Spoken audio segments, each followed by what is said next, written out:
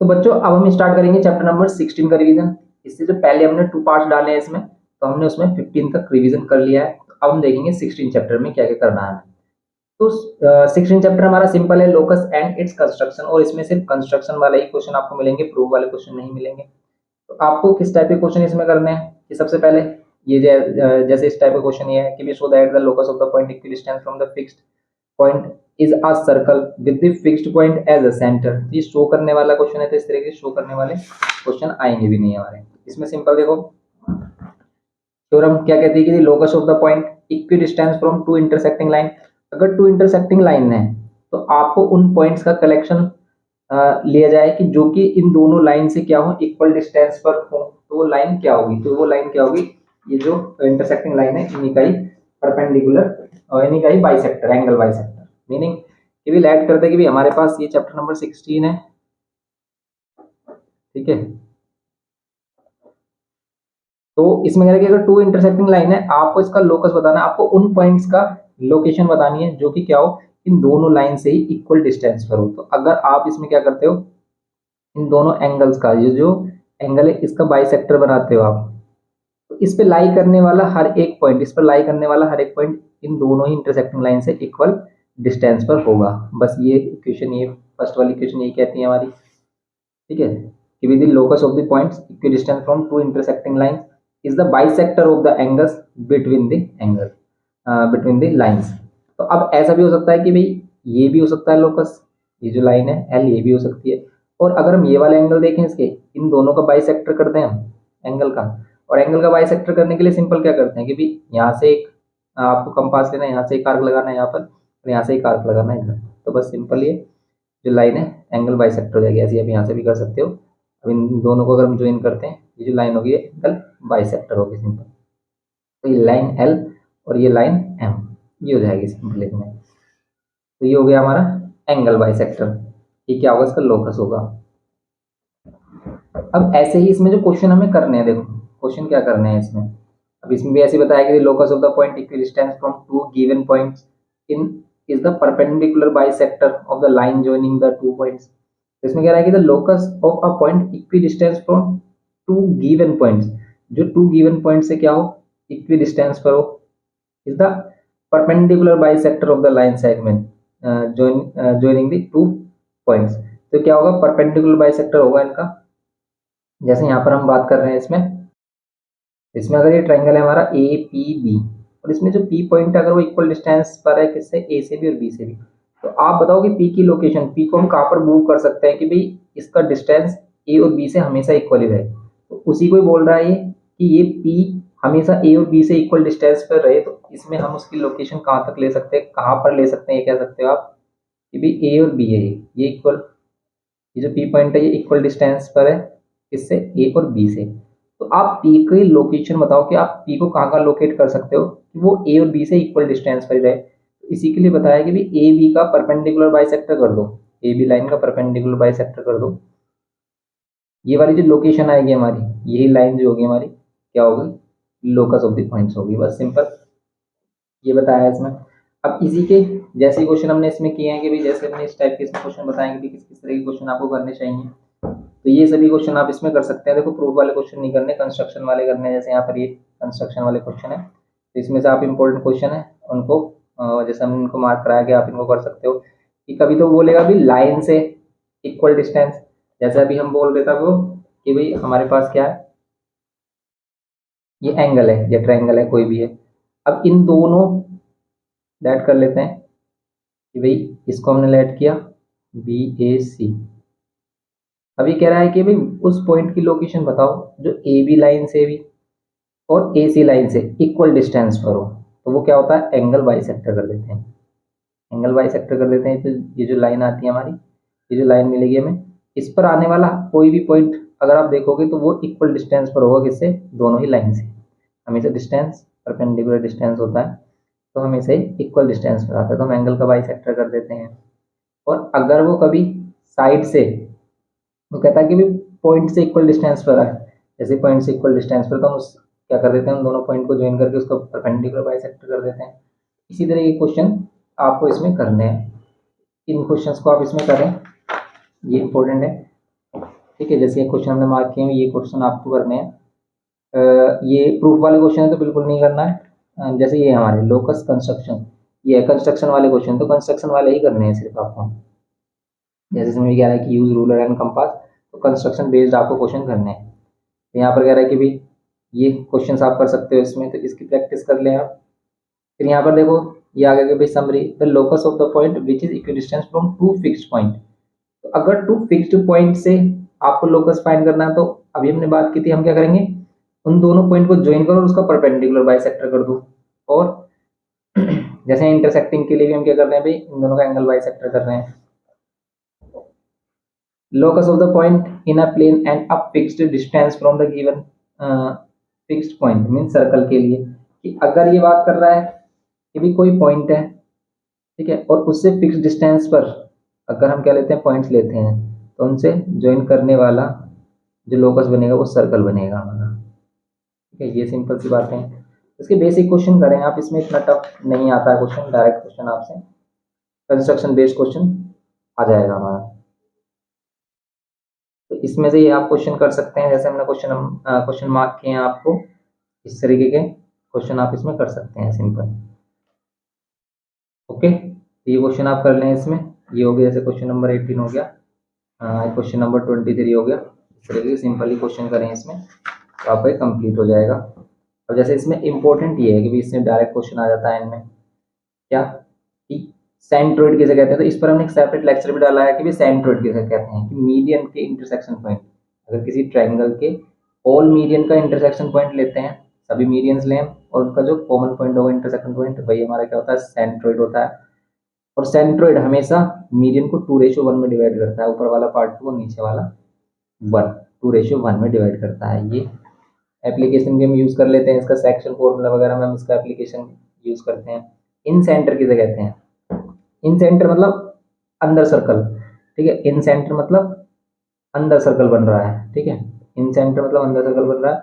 और ये इन सेंटर आप किसी भी ट्रायंगल में अगर वो कंस्ट्रक्ट करने के लिए कह दे कि भी कोई भी ट्रायंगल दे दे वो, और आपसे कहे कि भी उसके आपके पास कोई ट्रायंगल है और वो आपसे कहे कि भी इसके अंदर एक आपको सर्कल बनाना है जो इसकी सभी साइड को टच करता हुआ जाए, तो आप क्या करोगे।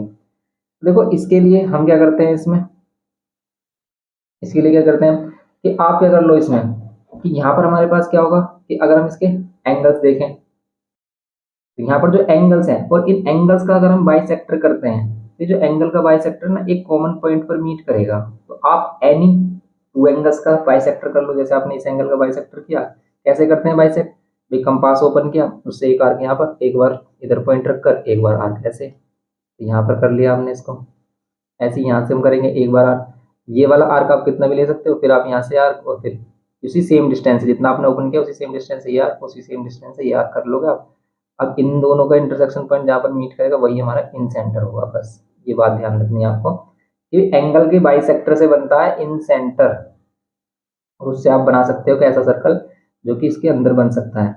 ऐसे ही सरकम सेंटर कैसे बना सकते हो, कि भी कोई भी ट्रायंगल है वो कह रहा है कि भी इसके ऊपर सर्कल बनाना है, तो सरकम सर्कल के लिए सरकम सेंटर, और सरकम सेंटर के लिए साइड का क्या करेंगे, परपेंडिकुलर बाइसेक्टर। तो साइड का परपेंडिकुलर बाइसेक्टर आपको पता है कि भी एक बार ये वाला पॉइंट लेना है आपको, ए बी लेट किया अगर हमने, ए से एक बार आर्क इधर, बी से एक बार आर्क इधर, ठीक है, ऐसे ही इधर आर्क लगा लेंगे।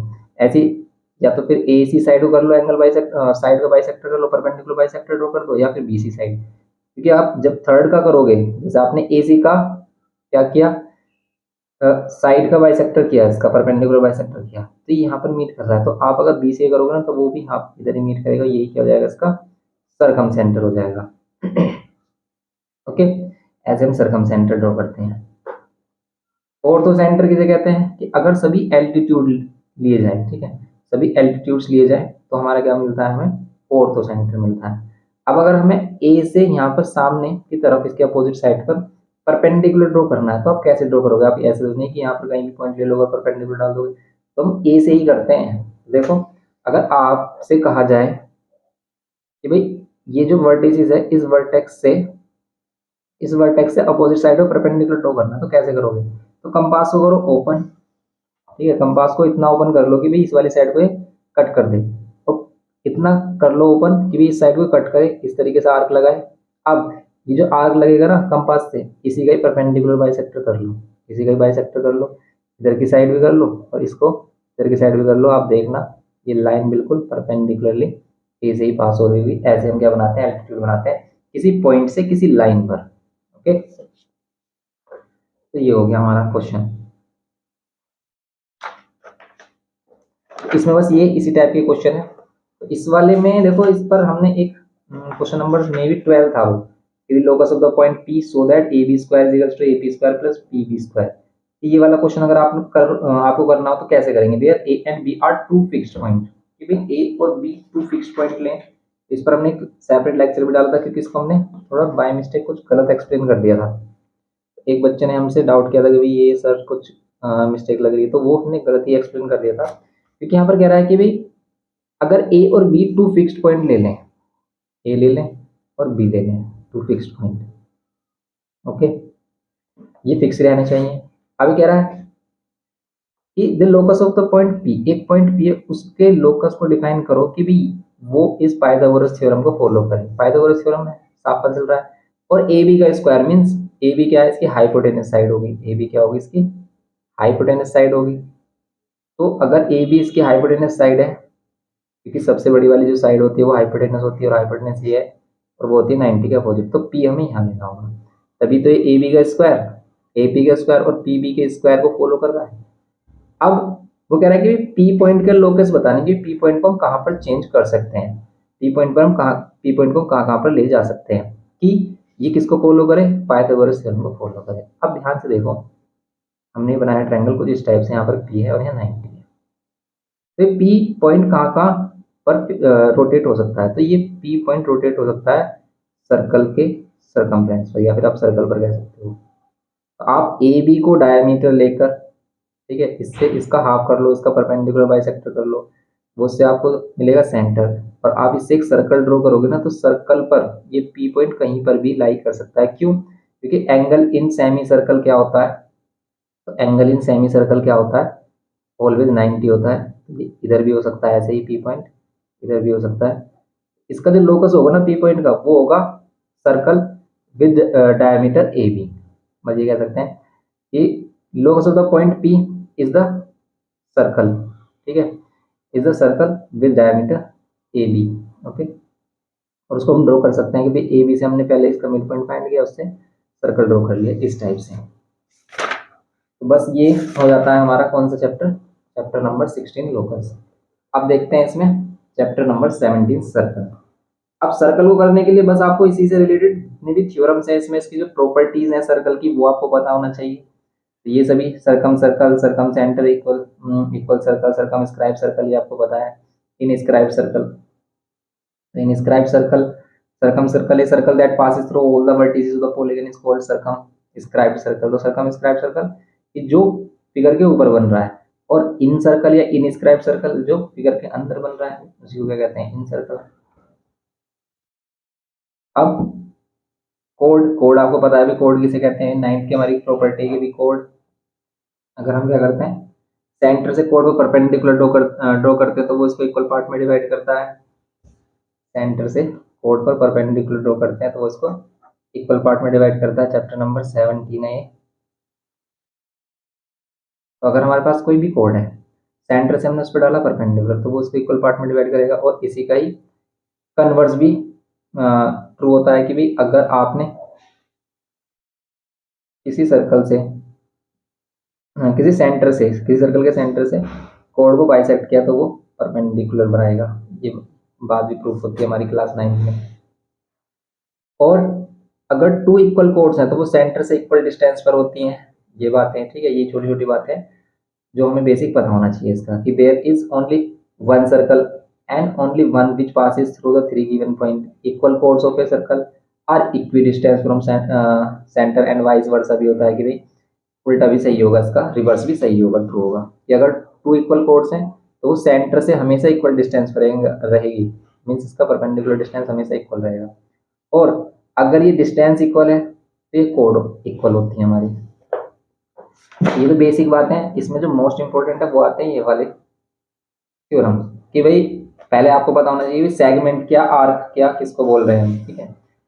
तो आर्क किसे कहते हैं हम, सर्कल के किसी भी छोटे पार्ट को आर्क बोलते हैं। अब ये अगर हम टू आर्क को ज्वाइन कर दें तो इसको टू पार्ट में डिवाइड कर देता है ये। जैसे कोड, कोड सर्कल को टू पार्ट्स में डिवाइड करता है, इसका जो छोटा पार्ट होता है उसे क्या कहते हैं, माइनर सेगमेंट बोलते हैं, माइनर सेगमेंट। ओके, और इसको मेजर सेगमेंट बोलते हैं, ये पता ही है आपको।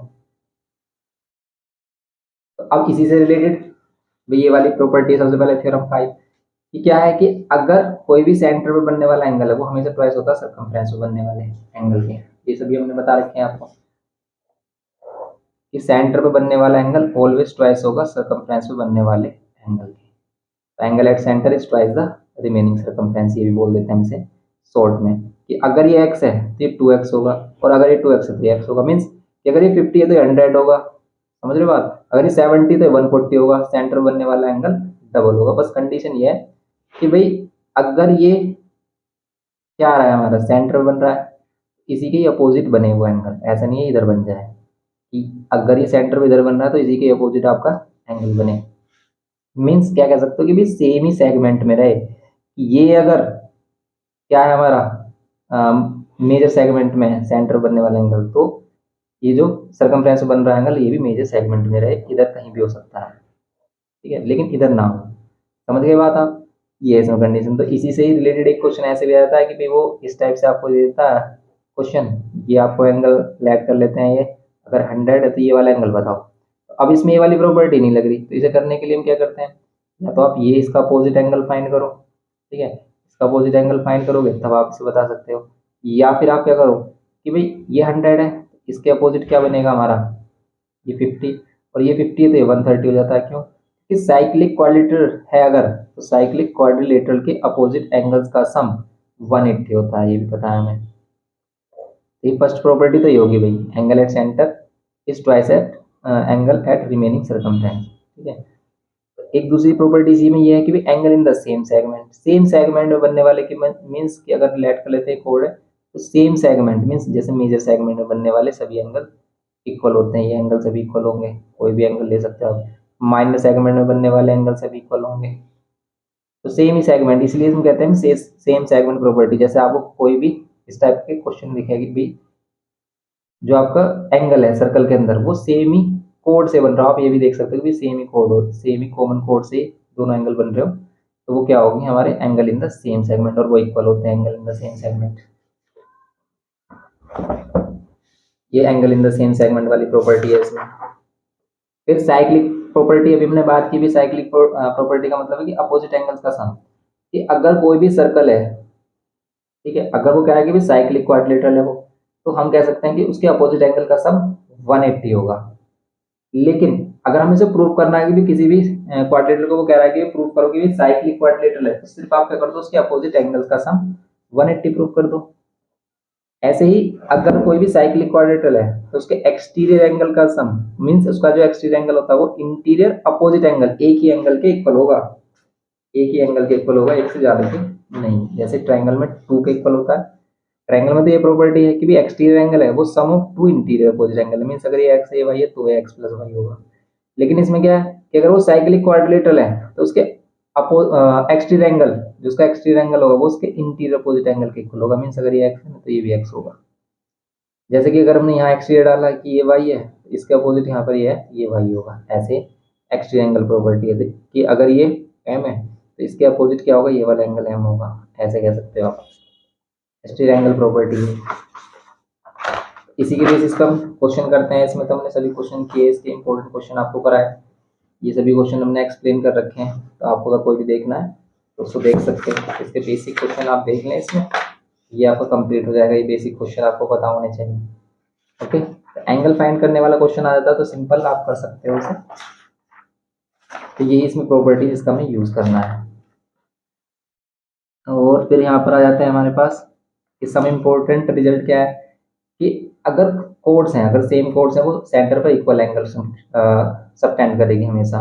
ओके, जैसे यहाँ पर भी आप देख सकते हो कि इक्वल कोड्स अगर ये सभी तो इक्वल एंगल सबटेंड करेगी, अगर इक्वल एंगल सबटेंड कर रही है तो कोड्स इक्वल होंगे, इसका कन्वर्स भी ट्रू होता है। और अगर किसी रेशियो में कर रही है पर्टिकुलर की 2:5 में, तो उसका एंगल भी 2:5 में ही डिवाइड होगा, ये भी बात आपको ध्यान रखनी है। ओके, तो यही हमारे पॉइंट टू भी रिमेंबर है कि हमें क्या क्या चीज़ें याद रखनी है एग्जाम के लिए। क्योंकि बस अब तो हमारे लिए कल का ही टाइम है, मीन्स आज का ही टाइम है कि भी आज आज इसको याद रख लो आप कल तक, और फिर आप बिल्कुल टेंशन फ्री हो जाओगे आप, क्योंकि इसमें आपको मैथ्स का एग्जाम में थोड़ा टफ होता है, इसलिए बच्चे इसमें डरते भी हैं ज़्यादा। लेकिन टफ कुछ भी नहीं है, अगर आपने पहले से कर रखा है ना तो कोई भी प्रॉब्लम नहीं आने वाली। ये जो क्वेश्चन है इसके क्वेश्चन कम देखने को मिलते हैं आपको इस एक्सरसाइज के, लेकिन अगर इसमें से आते हैं तो आप ये क्वेश्चन जो हमने मार्क किए हैं ये कर सकते हो सिंपली। फिर 17C आ जाती है, 17C में हमने क्वेश्चन मार्क किए हैं, इनमें से आप कोई भी क्वेश्चन या फिर सभी क्वेश्चन कर लेते हो तो ज़्यादा बेस्ट रहेगा। Tangent and intersecting code, tangent and intersecting code में भी देखो इसमें कुछ थ्योरम्स एंड प्रॉपर्टीज है इसकी। तो यहाँ पर सबसे पहले हमारे पास आ जाता है क्या कि फर्स्ट वाला है तो हमारा सिंपल है। टेंजेंट बोलते किसे हैं भाई, टेंजेंट किसे बोलते हैं? चैप्टर नंबर क्या है, 18 है। टेंजेंट एंड इंटरसेक्टिंग कोड, देखो कोड क्या होती है, जो सर्कल को इंटीरियरली क्या करे, 2 पॉइंट पर ज्वाइन करे। 2 पॉइंट को ज्वाइन करने वाली जो भी हमारी लाइन सेगमेंट होती है सर्कल में उसी को कहते हैं कोड। लेकिन टेंजेंट क्या हो कि जो इसको टच करते हुए जाए, ठीक है, एक्सटर्नली टच करे वो लाइन, बस इसको एक ही पॉइंट पर, ठीक है। तो अगर कोई भी लाइन सेगमेंट या फिर कहते हैं लाइन, ठीक है, जिसको एक्सटीरियरली, ठीक है, क्या कह सकते हो आप, एक्सटर्नली इसको टच कर रही है किसी एक पर्टिकुलर पॉइंट पर, इसी को हम क्या कहते हैं, टेंजेंट कहते हैं। तो टेन थीटा वाला वही टेंजेंट है, टेन थीटा, क्योंकि टेन को भी हम टेंजेंट ही कहते हैं।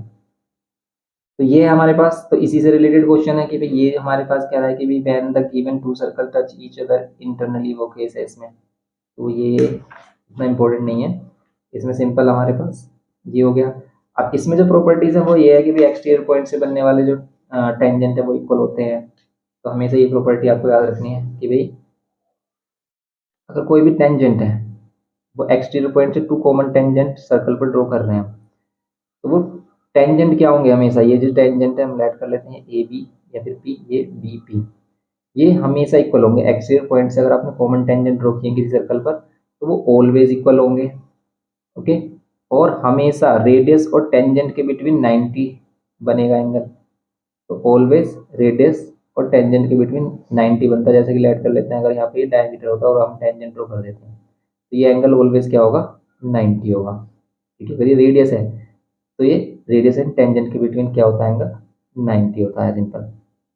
और एक और बात कि अगर ये एक्सटीरियर पॉइंट है, मतलब एक्सटीरियर पॉइंट से टेंजेंट है, तो यहाँ पर सेंटर में बनने वाला जो एंगल होगा और टेंजेंट के बिटवीन जो बनने वाला एंगल होगा, इन दोनों का सम 180 होगा। ये सप्लीमेंट्री एंगल होंगे कि भाई ये एक्स है और ये वाई है, या फिर कह सकते हैं ये एक्स है तो ये 180 माइनस एक्स होगा, या फिर अगर हमने इसे एक्स लिया, इसे वाई लिया, तो इन दोनों का सम ऑलवेज क्या होगा, 180 होगा। ये है इसमें। अब क्या रहा है कि भाई एक क्वेश्चन अभी ये बोर्ड में आया था सीबीएसई में, ये 2 सर्कल हैं, एक दूसरे को इंटरसेक्ट करते हैं 2 डिस्टिंक्ट पॉइंट पर, तो इसमें कितने कॉमन कोड्स या कॉमन टेंजेंट बनाए जा सकते हैं। तो इसमें कितने कॉमन टेंजेंट बना सकते हैं जो दोनों पर कॉमन हो। देखो एक टेंजेंट यहाँ पर ड्रॉ कर सकते हो जो इस सर्कल पर भी है, इस सर्कल पर भी, ऐसे ही एक यहाँ पर कर सकते हो। तो मैक्सिमम 2 कॉमन टेंजेंट्स बना सकते हैं इसमें। या फिर 2 इंटरसेक्टिंग सर्कल है, उसमें कितनी कॉमन कोड हो सकती है, तो उसमें सिंगल कॉमन कोड होगी, कोड सिर्फ एक ही हो सकती है, ठीक है। ऐसे क्वेश्चन एमसीक्यू में आ जाते हैं। फिर ये क्वेश्चन हमने किए, भाई ये वाला क्वेश्चन जरूर करना, आपको ये प्रूफ में आता है, ये हमने कराया। अभी हमने टेंजेंट पर डिटेल लेक्चर डाला है, आप उसको देख सकते हो। तो डिटेल लेक्चर का लिंक आपको एग्जाम मटेरियल वाली जो सीरीज हमारी उसमें मिल जाएगा, उसमें हमने ये क्वेश्चन भी आपको एक्सप्लेन किए हैं, तो आप उस वाले लेक्चर को देखें, वहां से आपको सभी चीजें क्लियर हो जाएंगी। अब यहाँ पर है कि भाई अगर सर्कल के अंदर 2 क्या कर रहे हैं, हमारी कोड्स इंटरसेक्ट कर रही हैं, तो इन कोड्स का जो रेशियो होगा, जैसे यहाँ पर क्या होगा, वैसे ही हमारे सिमिलर ट्रायंगल हो जाते हैं, लेकिन इसी के अकॉर्डिंग हमारे पास थ्योरम बनती है, या फिर कह सकते हो आप रूल बनता है कि भाई एपी और ये पीबी, एपी और पीबी, ठीक है। इस एपी और इस पीबी का प्रोडक्ट किसके इक्वल होगा, सीपी और पीपी के प्रोडक्ट के। और अगर यही हमारी एक्सटर्नली कट कर रही हैं, अगर यही हमारी एक्सटर्नली कट कर रही हैं, देन हमारा क्या होगा फिर, तो उसमें भी, उस केस में भी हम इनका प्रोडक्ट ले सकते हैं। लेकिन किसका प्रोडक्ट लेंगे, अगर ये एक्सटर्नली कोड क्या कर रही हैं, इंटरसेक्ट कर रही हैं। तो देखो यहाँ पर अगर हम देखें ध्यान से, तो एक तो बड़ा ट्रायंगल ये और एक छोटा ट्रायंगल ये दोनों ट्रायंगल बन रहे हैं, तो इन्हीं के ही करस्पॉन्डिंग साइड इक्वल होंगे अगर ये सिमिलर हो जाएंगे हमारे, और सिमिलर हो जाएंगे तो इन्हीं का ही प्रोडक्ट हम इक्वल ले सकते हैं। जैसे अगर इसमें नेमिंग कर देते हैं ए बी सी, यहाँ पर कर लेते हैं हम पी एंड क्यू, तो यहाँ पर क्या होगा ए बी और पी बी का प्रोडक्ट बी सी और बी क्यू के प्रोडक्ट के इक्वल हो जाता है। ओके, तो यहाँ पर क्या हो जाएगा हमारा सिंपल, एक तो ये वाला बड़ा ट्रायंगल में आ रहा है देखो आपकी साइड ए बी, और छोटे ट्रायंगल में आ रही है पी बी, इन दोनों का प्रोडक्ट किसके इक्वल होगा, बी सी बड़ी वाली साइड बड़े वाले ट्रायंगल की, और बी क्यू, ऐसे आप याद रख सकते हो इसको, ये रिलेशन होता है। ये रिलेशन सिमिलर ट्रायंगल से बना है और कुछ भी नहीं है। फिर मोस्ट इंपॉर्टेंट जो हमारी थ्योरम आती है ये वाली है, एंगल ऑल्टरनेट सेगमेंट प्रॉपर्टी। ठीक है, इसमें कह सकते हैं हम angle form in alternate segment. जैसे कि अगर कोई भी सर्कल है, इस पर एक टेंजेंट है और यहाँ पर ड्रॉ किया है कोड, तो angle between code and tangent क्या होती है, ऑल्टरनेट सेगमेंट में बनने वाले एंगल के इक्वल होता है। मीन्स अगर ये एक्स है ना तो ये एंगल भी एक्स होगा, समझ रहे हो आप। जैसे कि ये टेंजेंट ड्रॉ किया हमने, ये कोड है, तो angle between code and tangent क्या होता है, ऑल्टरनेट सेगमेंट में बनने वाले एंगल के इक्वल। इसी को हम कहते हैं ऑल्टरनेट सेगमेंट प्रॉपर्टी कह सकते हैं इसको। तो हम इसको क्या रीजन देते हैं, एंगल इन ऑल्टरनेट सेगमेंट, बस इतना लिख देते हैं और सफिशिएंट होता है, क्वेश्चन कर देते हैं इससे हम रिलेटेड। ऐसे क्वेश्चन हमने किए हैं इसमें। अब ऐसे ये है हमारे पास कि भाई एक कोड है और एक है टेंजेंट। अब इन दोनों में अगर हम रिलेशन देखें तो यहाँ पर देखो, ये जो पी टी है, ये पी टी है इस वाले ट्रायंगल में आ रहा है पी टी बी, ठीक है, और ये पी टी ए, ये बड़ा वाला क्या आ रहा है हमारे पास, ट्रायंगल आ रहा है। तो इसमें भी क्या होता है, ये जो पी ए है बड़ी वाली साइड पी ए और छोटी वाली साइड पी बी, इन दोनों का प्रोडक्ट किसके इक्वल आता है, पी टी के स्क्वायर। तो इसको याद रखना है आपको। जो टेंजेंट है हमारा पी टी, ये दोनों ही ट्रायंगल में आ रहा है हमारे, बड़े ट्रायंगल किसमें, ए डी पी में भी, और छोटे ट्रायंगल बी डी पी में भी। तो बस ये क्या हो जाएगा, पी टी का स्क्वायर किसके इक्वल हो जाएगा, P A into P B के। ओके, ये होता है इसमें सिंपल। ये बातें आपको याद रखनी है। तो यही पॉइंट्स हैं हमारे जिसको याद रखना है, और इन सभी पॉइंट्स थ्योरम को हमने अपनी फॉर्मूला बुक में डाला हुआ है, रखा हुआ है। तो अगर आप फॉर्मूला बुक चाहते हैं तो आप व्हाट्सएप पर कॉन्टैक्ट कीजिए हमसे। तो वहाँ से अभी हमने एक लेक्चर डाला था, तो आपको 30 रुपीज़ पे करने होंगे उसके लिए, और आप उस पीडीएफ को डाउनलोड कर सकते हो। फिर तो उस पीडीएफ से आपको बेनिफिट ये होगा कि भी आप एग्जाम से पहले सभी थ्योरम सभी फॉर्मूलाज इंस्टेंटली क्या कर सकते हो, रिवाइज कर सकते हो। अब देखेंगे हम एक्सरसाइज 18 में जो क्वेश्चन, देखो एक्सरसाइज 18 में क्वेश्चन वही है हमारे इंटरसेक्टिंग कोड्स हैं, उसी से रिलेटेड। तो ये सभी क्वेश्चन हमने बताए हैं आपको, इनके क्वेश्चन को रिवाइज कर लें जो हमने इंपॉर्टेंट करा रखे हैं, तो आपका अच्छा रिवीजन हो जाएगा। तो बस यही करना है इसमें हमें। अब देखते हैं इसमें हम, देखो इसमें हमने काफ़ी क्वेश्चन मार्क किए हैं, अच्छे क्वेश्चन है बिल्कुल जो आते हैं हमारे। तो अगर आपने इनका रिवीजन किया, क्योंकि अब तो पॉसिबल नहीं हो पाएगा कि हम आपको एक एक क्वेश्चन कराएं, इसलिए आप इन क्वेश्चन को देख के जाए कि भी हम कैसे करते हैं, क्या ऐसा प्रॉपर्टीज लगाते हैं। तो अगर एंगल फाइंड करने वाला आता है क्वेश्चन, तो आप उसको सिंपली कर सकते हो इजीली, इतनी प्रॉब्लम नहीं होती है, क्योंकि आपके पास प्रॉपर्टीज तो आप उनको कर सकते हो। कंस्ट्रक्शन, अब कंस्ट्रक्शन में भी आपको सिंपल कंस्ट्रक्शन वाले क्वेश्चन, एक तो आप ये सीख लें कि भाई एक्सटीरियर पॉइंट से, किसी भी एक्सटीरियर पॉइंट से कॉमन टेंजेंट कैसे ड्रॉ करते हैं। तो इस पर हमने वीडियो डाला है, आप एक तो ये वाला लेक्चर जरूर देखें कि भाई एक्सटीरियर, कोई भी सर्कल है, आपने सर्कल लिया कोई भी 5 सेंटीमीटर रेडियस वाला वगैरह की, इसके एक्सटीरियर कोई 10 सेंटीमीटर पॉइंट है पी, इससे आपको कॉमन टेंजेंट ड्रॉ करनी है। तो सबसे पहले आप इसे ज्वाइन कर लो, फिर इसका परपेंडिकुलर बाइसेक्टर, साइड का परपेंडिकुलर बाइसेक्टर आपको आता ही करना। फिर इससे जो पॉइंट मिलेगा इससे एक सर्कल ड्रॉ कर लो, सर्कल ड्रॉ करोगे तो यहाँ से एक पॉइंट, इस पॉइंट से एक बार सर्कल को यहाँ ज्वाइन कर दो, एक बार यहाँ पर ज्वाइन कर दो, तो ये जो हमारे होंगे ए पी और बी पी, ये हमारे कॉमन टेंजेंट बन जाते हैं। सिंपल ये करते हैं इसमें। ये क्वेश्चन हो गए हमारे। और इन सेंटर सर्कम इन सेंटर से आप क्या कर सकते हो, इन सर्कल कैसे ड्रॉ करते हो अभी हमने बताया था। इन सर्कल कैसे करते हो, तो आप एनी टू साइड का एंगल बाइसेक्टर कर लो, यहाँ पे इन सेंटर मिल जाएगा। और फिर रेडियस, फिर यहाँ से आप देखो कि भी आई से परपेंडिकुलर ड्रॉ करने के लिए किसी भी साइड पर आप क्या करोगे, इस साइड से एक आर्क लगाओगे और इस आर्क का परपेंडिकुलर बाइसेक्टर करोगे, तो ये आपको रेडियस मिल जाएगी आई डी। इसी से आपको क्या करना, सर्कल ड्रॉ कर लेना अगर ऐसा आता है। ये आ सकता है, या फिर सर्कल में ये वाला हेक्सागन वाला केस आता है हमारा, ये आ सकता है। ये सिंपल है हमारे यानी कि आपको प्रैक्टिस करनी है। जैसे ये हमारे पास कि भाई आपके पास हेक्सागन है, उससे आप सर्कम सर्कल कैसे ड्रॉ करते हो। तो सर्कम सर्कल के ड्रॉ करने के लिए आपको सिंपल क्या करना है, एनी टू साइड का परपेंडिकुलर बाइसेक्टर कर देना। एनी टू साइड का परपेंडिकुलर बाइसेक्टर मीन्स कि भाई आपने एक हेक्सागन बना रखा है 1 2 3 4 5 6। आप क्या करो, किसी भी टू साइड का आप इन दोनों साइड का कर लो परपेंडिकुलर बाइसेक्टर। इसका किया आपने परपेंडिकुलर बाइसेक्टर, आपने इस वाली साइड का किया परपेंडिकुलर बाइसेक्टर। ये जिस पॉइंट पे मिलेगा वही हमारा क्या हो जाएगा, पॉइंट हो जाएगा, मीन सर्कम सेंटर हो जाएगा। और इस सही सर्कम सेंटर से आप ये रेडियस लेकर ये इक्वल डिस्टेंस पर होगा इनसे, आप एक सर्कल ड्रॉ कर सकते हो जो इसके सभी वर्टिसेस को क्या करेगी, पास करते हुए सर्कल बनाएगी। बस इस टाइप के क्वेश्चन आपको करने हैं इसमें। ओके, ये हो गया। लेकिन अगर हमें इन सर्कल बनाना है इसी हेक्सागन में, ये वाला केस वैसे कम आता है, तो इसको आप स्किप भी कर सकते हो। और ये फॉर्मूला जरूर सीख लें कि भाई कैसे हम each interior angle of a regular hexagon निकालते हैं। कैसे निकालते हो कि भाई अगर वो हेक्सागन कह दे, रेगुलर हेक्सागन है, रेगुलर हेक्सागन है, ठीक है। रेगुलर का मीन्स होता है जिसकी साइड क्या हो, रेगुलर स्पेलिंग में, ठीक है। तो रेगुलर हेक्सागन में आप क्या कर सकते हो, रेगुलर हेक्सागन में ये भी 6 साइड है। अगर इसमें क्या है, हमारी 6 साइड है, तो इसमें 6 इक्वल एंगल्स होंगे। और आपको पता होना चाहिए कि भी इन इंटीरियर एंगल्स का सम क्या होता है। सबसे पहले आपको पता होना चाहिए कि भी इंटीरियर एंगल्स का सम क्या होता है। इंटीरियर एंगल्स का सम, या तो आप इंटीरियर एंगल का सम निकाल लो, या फिर आपके पास एक्सटीरियर एंगल्स पता होगा आपको। एक्सटीरियर एंगल का सम हमेशा 360 होता है। 360 को अगर हम 6 से डिवाइड कर दें तो कितना आएगा, 6 6 36।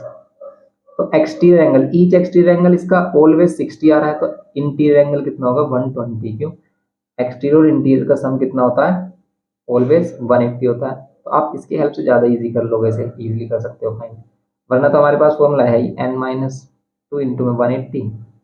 ये क्या होता है, sum of all interior angles. अगर ये 6 साइड है इसमें, तो इसके इंटीरियर एंगल का सम कितना होगा, 6 - 2 इंटू 180। यहाँ पर कितना आ रहा है, 4 इंटू 180, तो यहाँ पर आ रहा है हमारा 720। 720 इसके इंटीरियर एंगल्स का सम है। इसका ईच इंटीरियर एंगल कितना होगा, तो हर एक एंगल सेम होगा, तो 6 एंगल, तो 6 से डिवाइड करेंगे तो 120। ऐसे 120 कर लिया आपने।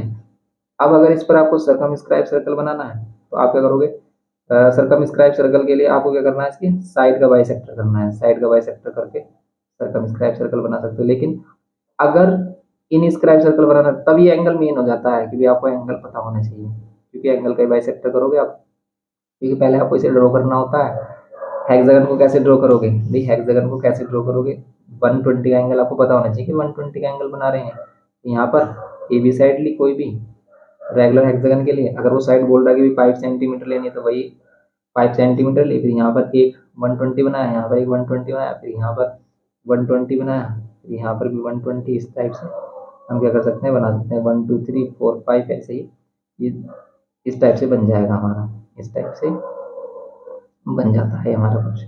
ओके, ऐसे इसको ड्रॉ करना है। तो आप इसका कोई भी एक क्वेश्चन देख लें, आपको ये सभी चीज़ें क्लियर हो जाएंगी, या फिर आप ये क्वेश्चन देख सकते हैं। अब देखते हैं इसमें chapter number 20। Chapter number 20 cylinder cone sphere. तो सिलेंडर कोन स्फीयर के आपको फॉर्मूले पता होना चाहिए, फिर तो क्वेश्चन आप कर ही लोगे इसके, अगर आपने पहले से किए हैं। तो बस आपको रिवीजन चाहिए क्या, इसके फॉर्मूला का। चैप्टर नंबर जो 20 है हमारा, cylinder cone sphere, cylinder cone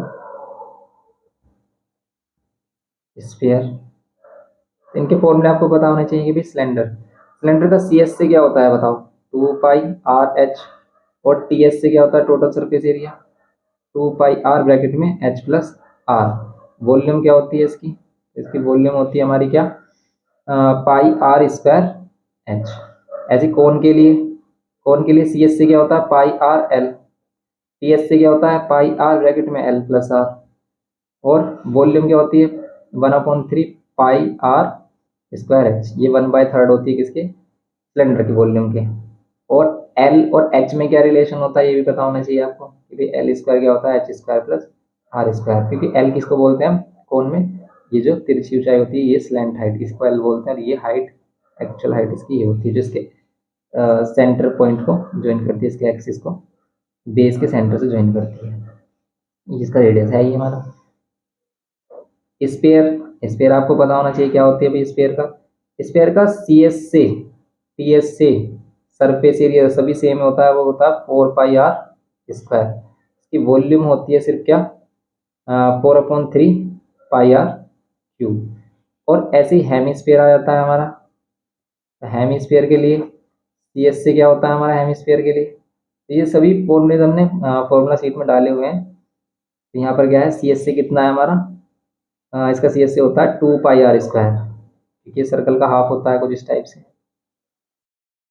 and इसका टी एस से भी होता है कि अगर इसको बंद कर दें ऊपर से तो क्या होगा 3 पाई आर स्क्वायर। और इसकी वॉल्यूम क्या होती है स्फीयर की वॉल्यूम का हाफ, तो यहाँ पर होता है 2/3 पाई आर क्यूब। ओके, तो ये सभी फॉर्मूलाज हमने एक्सप्लेन भी किए हैं कि भाई क्यों होते हैं। तो आपको अब इतना टाइम तो है नहीं कि भाई हम उन सभी को समझा सकें, तो इसलिए आप ये कर लें। और फिर ये आता है एक होलो सिलेंडर वाला केस। इसमें अगर आपको मटेरियल की वॉल्यूम पता करनी तो आपको क्या करना है, सिर्फ इसकी एक्सटीरियर वॉल्यूम में से इंटीरियर वॉल्यूम माइनस कर देंगे। लाइट करते हैं, कोई भी होलो पाइप है जिसकी कुछ विड्थ है या फिर कह सकते हो थिकनेस है, इसका एक्सटीरियर रेडियस हम कैपिटल आर ले लेते हैं, इंटीरियर रेडियस अगर स्मॉल आर लेते हैं। और इसमें हमें मटेरियल बताना है, वॉल्यूम ऑफ मटेरियल बताना है। तो क्या करेंगे हम पाई आर स्क्वायर एच सेम ही रहेगा दोनों के लिए, में से क्या माइनस कर देंगे इसकी interior volume pi small r square h. इसी से फॉर्मूला बना है पाई और एच कॉमन लेकर R square minus r square, capital R square minus small r square. बस ये है, इसमें सिंपल ही हो जाता है इसमें इसका कॉन्सेप्ट। इसी से रिलेटेड आपको क्वेश्चन इसमें आते हैं, ये सभी क्वेश्चन हमने आपको बता रखे हैं। तो रोलर वाला क्वेश्चन के भी वो कितने टाइम्स रोल करेगा या फिर कितने रोल करने पर वो कितना एरिया कवर करेगा, ठीक है। इस तरह के क्वेश्चन आपको करने हैं इसमें। चैप्टर 20 है हमारे पास ही। ऐसे ही फिर हमारे पास क्या है, ये सभी क्वेश्चन हमने कराया आपको, तो ये सभी क्वेश्चन आपको करने हैं। अब जैसे ये इस तरीके का बॉक्स आ जाता है तो इसमें क्या करना है कि अगर इसका सरफेस एरिया करना है, देखो इस तरीके का भी आ जाता है भाई, टनल वगैरह का क्वेश्चन वो बोल देता है कि वो ऐसा है कुछ इस टाइप से, ठीक है। कि अगर इसका वॉल्यूम निकालना तो आप क्या करो बेस एरिया निकालो इसका। बेस एरिया कैसे निकालोगे, इसका ये जो अगर रेक्टेंगल है तो रेक्टेंगल के लिए एल इंटू बी कर लो कि भाई आपको क्या दे रखा है, ये पहले एक क्यूबॉइड था जिसकी लेंथ, इसकी ब्रेथ और इसकी कुछ हाइट है। तो आप क्या कर लो इसमें बी और एच की मल्टीप्लाई करो बेस एरिया के लिए। बेस एरिया के लिए हम क्या करेंगे बी और एच की मल्टीप्लाई से आपका बेस एरिया आ जाएगा, मीन्स ये वाला बेस आ जाएगा। और ये वाला जो पार्ट है ये क्या है, ये सेमी सर्कल है, इस सेमी सर्कल को और ऐड कर दो पाई आर स्क्वायर का हाफ कर दो, इससे आ जाएगा पूरा बेस एरिया। अब समझो कि भाई ये बेस एरिया कुछ इस टाइप से है और इसको हम हाइट को इसके इंक्रीज कर रहे हैं। तो वॉल्यूम होता ही क्या है बेस एरिया इंटू हाइट। तो इसी में अगर आप हाइट मल्टीप्लाई कर दोगे तो वॉल्यूम आ जाएगी इस पूरे, ये बॉक्स है कोई भी है इसमें आपका टनल वगैरह है, तो उसकी हाइट वो आ जाएगी पूरी वॉल्यूम। लेकिन अगर इसका सरफेस एरिया निकालना है तो देखो अगर आपको बेस का एरिया नहीं निकालना तो आप ये पैरामीटर निकालो, ये वाली लेंथ। या तो आप देखो इसे कर ही सकते हो अपने कॉम्बिनेशन के अकॉर्डिंग कि भाई आप इसमें क्यूबॉइड ले लो, ठीक है, क्यूबॉइड लो। और फिर क्यूबॉइड के बाद ये जो आपको सेमी सिलेंडर दिख रहा है आपको, ठीक है, ये ले लो हाफ सिलेंडर, इसको ले लो। लेकिन यहाँ पर जो रूल बता रहे हैं ना इससे वॉल्यूम और इसका जो क्या होगा सरफेस एरिया वो इजी हो जाएगा। अब ऐसे मान लेते हैं इस टाइप की शेप है, अब इसका हमें क्या करना है सरफेस एरिया निकालना है। तो आप कैसे निकालोगे, तो आप ये वाली लेंथ निकालो। अगर हमसे ओपन कर देते कुछ इस तरीके से रेक्टेंगल तो बन जाएगा, तो आप ये वाली लेंथ निकालो और इसको इसकी जो लेंथ है या फिर कह सकते हैं जो हाइट है इससे मल्टीप्लाई कर दो। इसके लिए हम क्या करेंगे यहाँ पर 2h प्लस कर लो, ये इसका सेमी पेरीमीटर प्लस कर लो तो 2h। सेमी पेरीमीटर क्या होगा 2 पाई आर का हाफ मीन्स पाई आर, तो 2h प्लस पाई आर इसका पेरीमीटर आ गया ये वाला। अगर बेस भी ऐड करना है इसमें बेस का एरिया भी चाहिए तो बेस और ऐड कर लो। तो इसी में ही क्या कर दो आप मल्टीप्लाई कर दो, क्या मल्टीप्लाई कर दो इसकी लेंथ, ये क्या हो जाएगा इसका, ये आ जाता है इसका टोटल एरिया जिसको हम इसका एरिया कह सकते हैं सी एस से। लेकिन अगर इसमें टोटल सर्फेस एरिया करना तो आप इनको भी ऐड कर दो, इसमें ये वाला पार्ट ऐड कर दो और इसके पीछे वाला ये वाला जो पार्ट होगा वो ऐड कर दो, जिसका एरिया हमने यहाँ पर इस टाइप से निकालेंगे। ओके, ये इसका बेसिक कॉन्सेप्ट कहता है, बस और नहीं है इसमें कुछ भी। अब देखते हैं हम chapter number 21। Chapter number 21 trigonometrical identity. बस ट्रिग्नोमेट्रिकल आइडेंटिटी आपको याद रखनी है, और इसमें अगर आपने पहले से रिवीजन कर रखा है तो भी आप क्वेश्चन कर पाओगे, वरना आप इसमें बिल्कुल भी करने की कोशिश मत करना, क्योंकि क्वेश्चन अगर प्रूफ वाले आएंगे तो आपसे होंगे नहीं। क्यों? क्योंकि आपने इसकी प्रैक्टिस नहीं की है, तो फिर तो नहीं होंगे बिल्कुल भी। लेकिन अगर पहले से प्रैक्टिस है और आपको पता है इसका बेसिक, तो फिर आप इसमें इजीली कर सकते हो। इसमें तो ट्रिग्नोमेट्रिकल आइडेंटिटी में हम क्या करेंगे भाई, सिंपल आपको पता होना चाहिए, तो आपको पता ही रिलेशन, ठीक है, पंडित बद्री प्रसाद हर हर बोले। एंड इसमें क्या होता है हमारा, सोना चांदी तोले, ऐसे आप याद रख सकते हो। यहाँ पर क्या है, साइन, और यहाँ पर कोस, और यहाँ पर टेन, यहाँ पर कोट, यहाँ पर क्या होता है, sec और कोसेक। ये बस आपको पता होना चाहिए, फिर आपको किसी में भी डरने की बात नहीं है। देखो sine cos tan cot sec cosec, ये एक दूसरे के रेसिप्रोकल होते हैं, साइन कोसेक कोस सेक और टेन कोट, जिनसे हमारी ये आइडेंटिटी बन रही है कि भाई साइन इज इक्वल्स टू क्या होगा, 1 अपॉन कोसेक है। Sine is equals to 1 upon cosec है, cosec is equals to 1 upon sine है। ऐसे ही cos A is equals to 1 upon sec है, ऐसे ही क्या हो जाएगा हमारा, sec A is equals to 1 upon cos A. ऐसे टेन के लिए कोट, लेकिन टेन और कोट के लिए सबसे ज्यादा हम मोस्टली यूज क्या करते हैं, साइन ए अपॉन में कोस ए, साइन ए कोस ए, तो कोट के लिए क्या हो जाता है हमारा, कोस ए साइन ए। ओके, और ये वन वाली जो आइडेंटिटी ये याद रखनी है आपको कि भाई साइन स्क्वायर ए प्लस कोस स्क्वायर ए क्या होता है, 1 होता है। इसी को हम अरेंज करके अकॉर्डिंग अपने अकॉर्डिंग यूज करते हैं इसमें। सेकंड वाली क्या है, सेकंड वाली है sec square A minus tan square A equals to में 1। थर्ड क्या है, cosec square A minus cot square A equals to में 1। बस इसको याद रखो आप, सिंपली आपका ये कंप्लीट हो जाएगा। इसी में जो हमने मार्क कराया आपको क्वेश्चन, और इसमें हमने आपको इंपॉर्टेंट क्वेश्चन की सीरीज डाली थी, जिसका टेलीग्राम पर आपको जिसकी पीडीएफ मिल जाएगी, उन क्वेश्चंस को भी कर लेते हो तो आपका रिवीजन बहुत ही अच्छा हो जाएगा। उन क्वेश्चन को कर लें सिर्फ, तो हमने 2 पार्ट्स में इसके 2 टेस्ट पेपर डाले हैं, तो आप उन दोनों पार्ट्स को करके चले जाए। मोस्टली क्वेश्चन, मोस्ट प्रोबेबली आपका क्वेश्चन वहां से ही आपको देखने को मिल जाएगा। तो आप या तो इन क्वेश्चन की प्रैक्टिस कर ले, या फिर जो हमने क्वेश्चन पेपर आपको डाले हैं टेलीग्राम चैनल पर, तो आप उसके 2 टेस्ट पेपर है उसको देख सकते हैं, उनकी प्रैक्टिस कर लें, बस सफिशिएंट रहेगा आपके एग्जाम के लिए। ओके, तो ये इस टाइप के क्वेश्चन तो नहीं आ रहे हमारे, तो इसको स्किप करना है आपको। ये हो जाएगा हमारा ट्रिग्नोमेट्री में। ओके, अब जैसे height and distance, height and distance का भी कॉन्सेप्ट वही है कि भी जिसको ट्रिग्नोमेट्री आता है वो हाइट एंड डिस्टेंस देख सकता है, बस आपको इसका फिगर की नॉलेज होनी चाहिए। एंगल ऑफ एलिवेशन, ठीक है, तो एंगल ऑफ एलिवेशन जब वो नीचे से देखता है, ये लाइन ऑफ साइट है।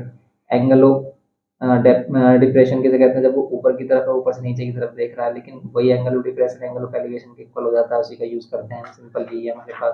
तो इसमें कोई भी बड़ी बात है ही नहीं हाइट एंड डिस्टेंस में, सिंपल आपको क्या करना है, वही रेशियो फाइंड करना कि भी जो वैल्यू गिवन की है वो लेनी है आपको, और जिसको फाइंड करना है वो सिंपल कि अगर वो कह देता है कि भाई एक टावर है, ठीक है, उसकी हाइट आपको फाइंड करनी है, उसका एंगल ऑफ एलिवेशन 30 डिग्री है, उसका डिस्टेंस गिवन किया है आपको, लेट कर लेते हैं 30 मीटर, तो आप इसकी हाइट बताओ। तो देखो जो भी वैल्यू गिवन है उसको देखो। अब इसमें हमें ये नॉलेज जरूर होनी चाहिए कि बेस परपेंडिकुलर हाइपोटेनस किसे लेते हैं। तो आपने कोई भी राइट एंगल ट्रायंगल बनाया, सबसे पहले उसमें आप देखो 90 कहाँ है, 90 के अपोजिट हाइपोटेनस फिक्स होता है, हाइपोटेनस कभी भी चेंज नहीं होता। बेस परपेंडिकुलर चेंज होते हैं वो भी एंगल के अकॉर्डिंग। जैसे अगर ये वाला एंगल है, ठीक है, तो जहां पर एंगल बन रहा है, जिधर एंगल बन रहा है उसके अपोजिट आप कह सकते हो कि परपेंडिकुलर, और जहां पर एंगल बन रहा है वो बेस। लेकिन अगर ये एंगल इधर होता है तो ये बेस हो जाता है, ये परपेंडिकुलर। बस ये नॉलेज है आपके पास, तो आप इसमें कोई भी क्वेश्चन कर सकते हो। जैसे ये है, इसमें आपके पास बेस है, नहीं, जहाँ एंगल बन रहा है वो बेस, और उसके अपोजिट परपेंडिकुलर, क्योंकि 90 के अपोजिट हाइपोटेनस तो फिक्स ही है। तो बेस परपेंडिकुलर कौन रिलेशन बताता है, इसमें आप टेन भी यूज कर सकते हो, कोट भी यूज कर सकते हो। अगर आप करते हो टेन थीटा, बच्चे मोस्टली कहते हैं कि टेन ही यूज होता है, इसमें ऐसा नहीं है, टेन ही यूज होता है। अगर वो इसमें हाइपोटेनस फाइंड करने के लिए बोल देता तो हाइपोटेनस और बेस का रिलेशन कोस बताता तो कोस लेते हैं। यहाँ पर टेन थीटा कितना, परपेंडिकुलर, परपेंडिकुलर क्या है इसकी हाइट, और बेस क्या है 30। टेन थीटा होता है 1/√3 इक्वल्स टू में h/30। 30 को उधर मल्टीप्लाई कर दो, आंसर आ गया 30√3, ठीक है। या फिर √3 को हम इसमें रेशनलाइज कर लेते हैं, तो ये 3 हो जाएगा, 3 से 10 तो 10√3 इसका आंसर हो जाएगा। ओके, इस टाइप से हम करते हैं इन क्वेश्चन को।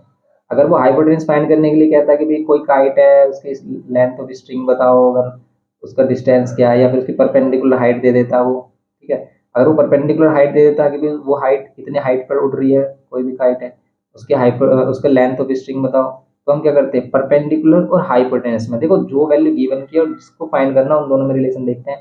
तो अगर इन दोनों में रिलेशन देखते हैं तो साइन लगता है इसमें, साइन 30 परपेंडिकुलर मान लेते हैं, इसकी जो हाइट है वो 50 मीटर गिवन की होती और हाइपोटेनस हमें फाइंड करना होता, तो ये होता हमारा 1/2, यहाँ पर 50 अपॉन हाइपोटेनस, हाइपोटेनस इधर आया था और ये होता 100 मीटर। बस इस टाइप के क्वेश्चन आपको करने हैं। तो ये क्वेश्चन हो गए हमारे। या फिर इसमें अगर ज़्यादा टफ आ जाता है वो रिफ्लेक्शन वाला क्वेश्चन दे देता है, ठीक है, वैसे सिंपल क्वेश्चन ही देखने को मिलते हैं इसके क्वेश्चन। आप ये क्वेश्चन कर लोगे तो ये सफिशिएंट रहेंगे आपके लिए। जैसे ये रिफ्लेक्शन वाला क्वेश्चन, बेस का रिफ्लेक्शन बताओ, तो ये बहुत ही कम चांस होते हैं ये ज़्यादा टफ क्वेश्चन आने हैं, वरना आप सिंपल क्वेश्चन कर लो आप इस टाइप के कि इसमें इस तरह का फिगर देगा डायरेक्ट, आपको फिगर भी नहीं ड्रॉ करना, एक्स की वैल्यू बताओ, तो इसमें सिर्फ इस तरह का क्वेश्चन आता है तो इसमें सिर्फ आपको फिगर से ही दो जो भी दो ट्रायंगल बन रहे हैं बस उन दोनों ट्रायंगल का यूज करना आना चाहिए। जैसे यहाँ पर ये हाइपोटेनस साइड है, पहले आप 45 लगा कर ये एक्स फाइंड कर लो, फिर ये 30 फाइंड कर लो, इसमें कुछ भी नहीं है, इसमें सिंपल इस तरह के क्वेश्चन में आपको क्या करना है कि जो भी दोनों राइट एंगल ट्रायंगल यूज हो रहे हैं ना बस उन्हीं का यूज करना है आपको। ये 30 है, ये 45 है, यहाँ पर अगर हम इसको ए बी सी डी ले लेते हैं, यहाँ पर ये एक्स बोल रहा है, ये कितना बोल रहा है, यहाँ पर 30 मीटर है, आपको फाइंड करना है एक्स की वैल्यू।